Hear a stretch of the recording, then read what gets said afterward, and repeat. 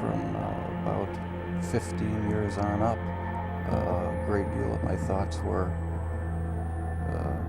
basically unshareable. We are all evil in some form or another. Are we not? Yes, I am not 100%, but I am you. My mother was a sick, angry, hungry, and very sad woman. I hated her, but I wanted to love my mother. This is Serial Killing, a podcast. Hey Murder Fam, and welcome back to Serial Killing, a podcast. My name is Alyssa Carroll, and this is Serial Saturday, where every Saturday we go through the life stories of serial killers to see if we might catch a glimpse of why they displayed their famous, vile, and disturbing behaviors. This week's podcast will be on Craig Price. Craig Price was born on October 11th, 1973 in Warwick, Rhode Island. So let's get into some history for that time. This year we see the Alaska Oil Pipeline Bill was passed, and that allowed the construction of the pipeline to access oil from the North Slope of Alaska. Also in 1973, the Supreme Court of the United States made abortion a constitutional right with Roe v. Wade. Over 200 Lakota Native Americans and other members of the American Indian Movement, which is a militant civil rights organization, began to occupy Wounded Knee in South Dakota. It was historically the site of a massacre of 300 unarmed Sioux by the U.S. Cavalry. The fourth and largest Arab-Israeli conflict began as Egypt and Syrian militaries attacked Israel, and Israel shot down a Libyan passenger plane. This is known as the Yom Kippur War. The Spanish Prime Minister was killed by Basque terrorists. Students in Greece began rioting, so martial law was imposed. The Endangered Species Act of 1973 was signed into law to protect species and the ecosystems upon which they depend. The Royal Navy protected its fishing boats in Icelandic waters during the Cod War, which was a dispute over who had the fishing rights in the North Atlantic, the United Kingdom or Iceland. Also in 1973, the Mariner 10 spacecraft launched, and its mission was to become the first probe to study the planet Mercury, and it succeeded in becoming the first spacecraft to visit 2 planets during a single mission because it also passed by Venus on its way. Popular movies this year were Deliverance, Jesus Christ Superstar, American Graffiti, and The Exorcist. And lastly, Elvis Presley's Aloha from Hawaii television special was seen around the world by over 1 billion viewers. So this was the atmosphere that Craig was born into. Now, his parents were John and Shirley, and he has 1 brother and 1 sister. John was a manager at a PepsiCo warehouse, and Shirley worked as a secretary at their local Kmart. They lived in the Buttonwoods neighborhood of Warwick, Rhode Island. This area was established in the late 19th century as a religious summer community, and it still remains a quiet waterfront with year-round residents. Photos show a beautiful, historic-looking area that anyone would want to raise their children in. He grew up in a smaller, branch-style house in what was described as a very friendly neighborhood. John and Shirley were said to be very friendly. The family, quite normal. Local residents waved at the Price family as they drove past and were met with smiles and a wave back. Yet another former neighbor said that he believed Craig was just a normal, average kid who simply lived down the street. Nothing about this family stood out or seemed off. A writer, Mark Arsenault, spoke with Craig Price later in life. Here is an excerpt of his article he wrote for the Providence Journal titled, quote, "Into Another World." Craig Price was 9 or 10, by his best recollection, the first time he wished that someone would die. It was August. He was about to race his new Road Runner bicycle against a Buttonwoods kid with a new Huffy. He had decorated the chain guard with Pepsi stickers and renamed his bike the Pepsi Road Runner. Price was wearing a blue Pepsi t-shirt, blue Pepsi jogging pants, and blue sneakers with Pepsi reflection stickers on the heels. His father's Pepsi work helmet sank low on his head. But as the race was about to start, he says he heard someone yell a racial slur. He ignored it.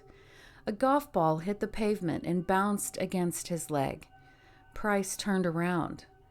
An older kid, maybe 19, with straggly hair, was glaring at Price from a driveway. The guy had 2 friends with him. The teen used another racial slur. Again, Craig ignored. They threw another golf ball at him and more slurs, and then headed to a car, a beat-up Mustang. The kids got on with their bicycle race. Price says he heard an engine roar and that the Mustang pulled up alongside him. The kids inside screamed racial slurs. Craig said he went into a panic and tried to outrun the car. He felt the teens were going to kill him. He pedaled onto a curb and dumped the bike. He mangled the chain guard, tilted the seat, and bent the handlebars. Price wanted those kids to die. He picked up his busted bike and went home. Craig said it could most definitely be said that the Pepsi Roadrunner situation was among the earliest kindling that nourished the flame that consumed my life and the life of others. Unquote. So Price says he didn't develop an outlet for anger when he was a child. Welled inside of him, quote, maybe that anger grew in an unnatural way, is something he theorizes. Eventually, the anger released all at once like a geyser. This is how he describes it. Price traces the seed of this emotion, the earliest link on the chain, to racism. Like the time he was 5 and the other kids wondered, quote, where his tail is, unquote. Like when other kids were served soda in glasses and he was the only one with a paper cup. So that's kind of a summation of that article, and I will post the link to the article in the podcast notes. The author actually wrote out some of the racial slurs, but I'm not comfortable saying those, so you can read the article if you'd like. But anyway, to the locals, he was thought of as a nice, good-natured boy. Nothing in Price's background explained his rage. By all accounts, he was from a stable home where both parents worked to provide a comfortable life for their children. In school, Craig became active in sports, playing football and basketball. So again, he himself stated that around 9 years old, he began having dark thoughts about dead people, and he believed this was a catalyst. Now, as he moved into his teenage years, things began to change for the worse. According to True Crime England, he knew he should calm down and straighten himself out, but he found it very difficult to do so, and he said he joined a local youth gang. He started getting into trouble with the law as he began building a healthy criminal record of breaking and entering, theft, stalking, assault, using drugs including LSD, and even being a peeping Tom. Craig was also beginning to display violence at home. His parents forced to call the police to come and help them deal with his violent temper. At 13 years old, he was stronger and bigger than most of the other kids in the neighborhood. So this is where we're going to have to stop and reflect on his childhood, because he became a murderer in his teens. So Craig's case, it's a difficult one to read because I couldn't find really any background information about either of his parents. There was no information that either parent had been in any trouble throughout their own lives. I also found nothing showing either of his siblings had any behavioral or conduct issues during their lives either. Now, he states that there was one instance where, at about 9 years old, he was bullied due to his race, that he felt those teenage boys were going to hurt him, and he was scared, as any child would definitely be. So we all know racism hurts children. According to Harvard Medical School, racism hurts children in real and fundamental ways. Biologically, we are truly just one race, sharing 99.9% of our genes, no matter the color of our skin or what part of the world we were born in. Racism and its effects can lead to chronic stress for children, which can lead to actual changes in hormones that cause inflammation in the body, which is a marker of chronic illness. We've already proven that stress, even on a mother during pregnancy, can affect the fetus before it is even born. Stress is bad. He gave no other instance where he was physically assaulted or anything in his earlier childhood, but my guess would be that he could have felt that he was treated differently in the then middle-class neighborhood and school. But he still had both parents at home. He lived a very middle-class existence. He wanted for nothing. There is no information about him being neglected or abused in any way at home. I found no information about any underlying health conditions, head injuries, nothing. So then we must lean more toward childhood antisocial behavior, which includes, multiple violations of social rules, violating the rights of others, deceitfulness, theft, and reckless disregard for self and others. There's usually drinking and or drug use, causing trouble, hanging out in groups that, quote, hang out in the streets, unquote. We know he joined a neighborhood gang, but more importantly, his behavior became quickly and increasingly violent to the point that his own parents had to call the police to come and deal with him. I see pretty clear indicators of antisocial behaviors. But let's continue. On the summer night of July 27, 1987, Craig silently went across his neighbor's yard and climbed the fence of the house on the other side, and then he waited. The house was rented by 27-year-old Rebecca Spencer. She had been in the process of packing the house up as her lease was up in just a few days. She had changed into her nightgown and laid down on the living room floor to watch TV. Her 2 children were not at home, having been picked up by her ex-husband, their father. She then fell asleep on the floor. Not long after, 13-year-old 7th grader Craig gained entry into her home and went into the kitchen. He picked up a 10-inch kitchen knife and walked into the living room, where Rebecca was peacefully sleeping. Apparently, he stood there and watched her sleep, like a stalking Michael Myers, if you will. He then began stabbing her over and over, 58 times. Yes, fam, 58. He punctured her heart, liver, lungs, face, and head. He then left the house and went home. She was found the next morning by her brother, who was returning from his night shift job. There was no evidence to be found, and the police went door to door looking for information, but there was none, and the case went cold. 2 years later, the now 15-year-old Craig was a new freshman in high school. He was described as thriving and popular in school. On the evening of September 1st, 1989, Craig smoked some weed and dropped some acid. He then went over to another neighborhood house and stood outside just for a moment before letting himself into the home of 39-year-old Joan Heaton. Joan also had 2 daughters, one 10 and the other just 8. It is believed that Craig had made some noise that alerted Joan to his presence.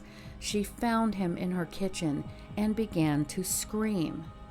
Craig lunged forward and grabbed Joan, strangling her. He then took a knife out of a brand new set that she had literally just purchased that day and stabbed her 57 times. Her daughters heard their mother scream and came out to see what was going on. Now this is where I put my disclaimer, okay? Skip ahead 30 seconds or so if you can't hear this. Okay. So Craig then grabbed the 10-year-old and began stabbing her as well while she begged her sister to call the police.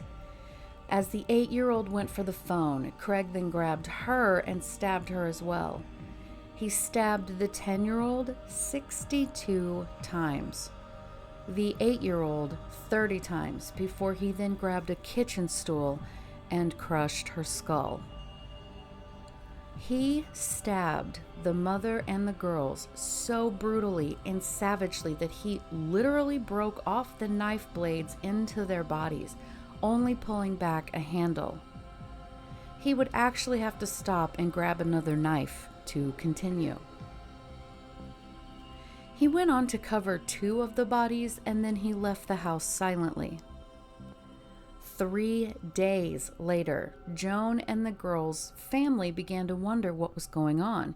It wasn't like them to not call, and when they tried to call, there was no answer. So her mother and her sister decided to go to Joan's house to check on her and the girls.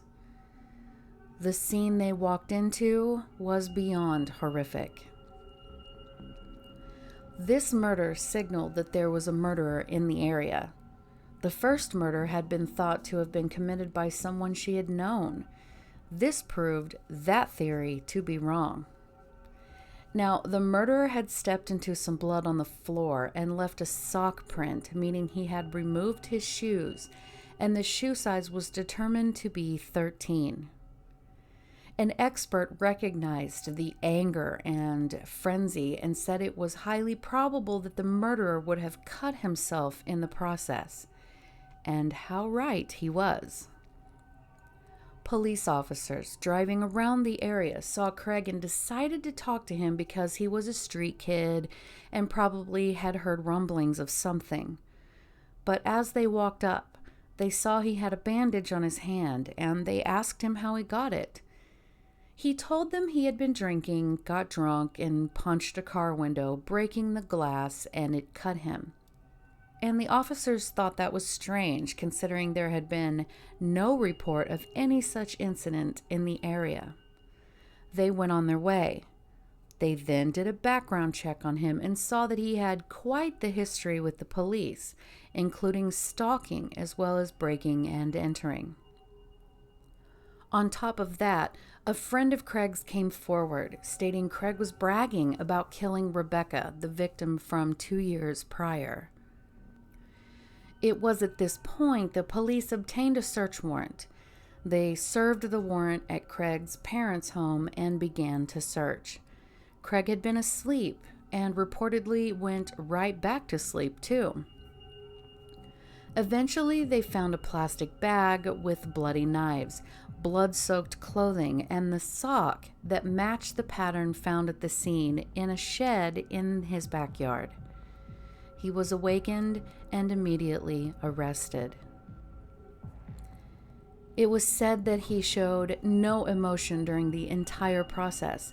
He blamed racism, and the result of that made him vow revenge. He stated that Rebecca's brother was the one who had screamed racial slurs at him, but the brother completely denied ever speaking to Craig or any of the other boys that hung around the neighborhood. Since Craig was a minor, he could only be sentenced to time until his 21st birthday. Then, after only serving a few years, his records would be sealed. It was then that they ordered him to have a psychological exam and therapy. Now, I happened to find him on caselaw.com, so I'm going to read you some of the actual court information because it states it way better than I ever could, okay? So, on October 23rd, 1990, the family court justice again was informed by DJCS representatives that the defendant would not participate in the evaluation process because of his concern relating to possible civil commitment. The report indicated that the defendant had no interest in treatment and wanted simply to forget about his crimes, complete his stay at the training school, and leave. However, Dr. Prophet also filed a report at the request of the DJCS that set forth an extremely foreboding prognosis in the event that the defendant should continue to refuse to participate in evaluation and treatment. Quote, "First, there can be no doubt that Craig Price is a murderer of the serial type. At this point, as you well know, Craig, on advice of counsel, is unwilling to discuss his state of mind at the time of the murders. I suspect from all that I have seen and know of these murders that Craig was in a psychotic rage at the time of these events, and that he should probably be classified as a serial murderer, disorganized type. At this point, and without great cooperation and assistance from Craig, it cannot be determined what are the psychodynamic underpinnings of Craig's behavior. Without an accurate formulation as to why these things occurred, it is virtually certain that Craig Price will not be able to demonstrate significant improvement or get well on his own. Without the assistance of a skilled therapist through the long and arduous process of examination of his thoughts and fantasies about what happened and his understanding of his reasoning or lack of the same for engaging in this behavior, it is unlikely that Craig Price will be significantly different and therefore at less risk of repeating this behavior upon his release than he was on the day of his commitment to your facility. Secondly, the mere passage of time is unlikely to produce a change for the better in Craig Price, and there is no reason whatsoever to suspect that the passage of time alone can take the place of an aggressive treatment program for this individual. Thirdly, Craig Price's unwillingness to discuss the circumstances surrounding his behavior and his tendency to minimize and deny the importance of that behavior, including the view that these murders occurred in the service of efforts on his part to rob the adult victims, are but further examples of psychopathological symptomology at work. Finally, it is my opinion that Craig Price suffers from a substantial disorder of thought, mood, orientation, perception, and memory, which grossly impairs his judgment, behavior, capacity to recognize reality, and ability to meet the ordinary demands of life. In short, it is my view that Craig Price suffers from a major mental illness for which treatment is required. While that treatment can now be rendered at your facility, there may come a time when Craig Price will require treatment in a more secure, forensic, psychiatric setting.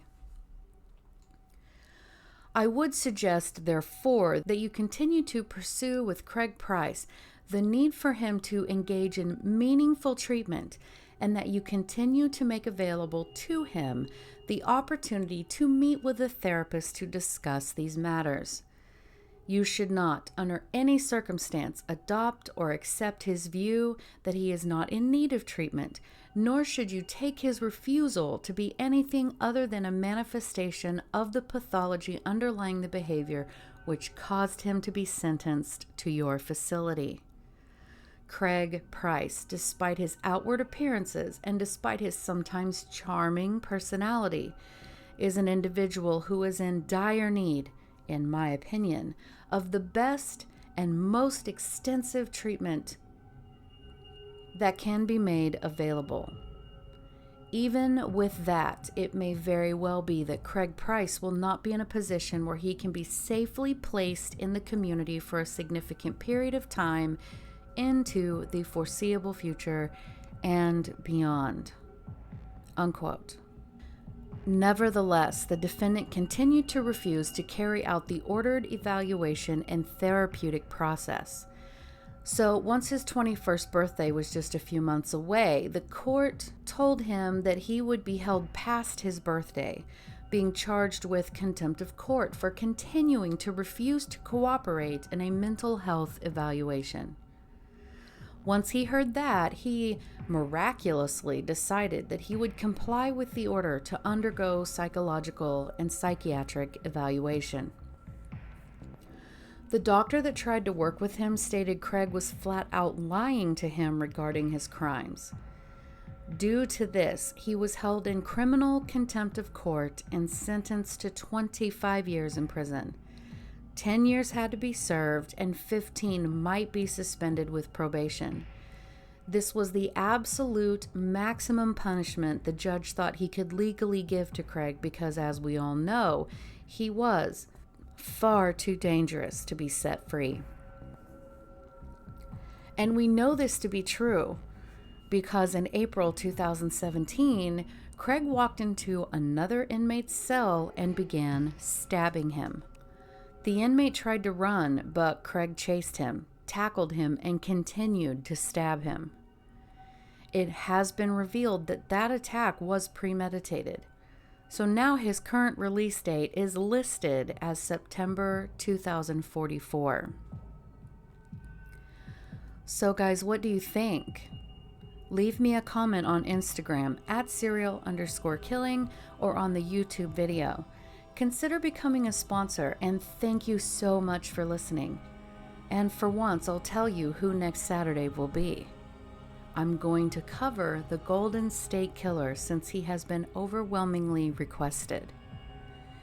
Thanks again, guys. You are the best. I love all of you, and have a great day.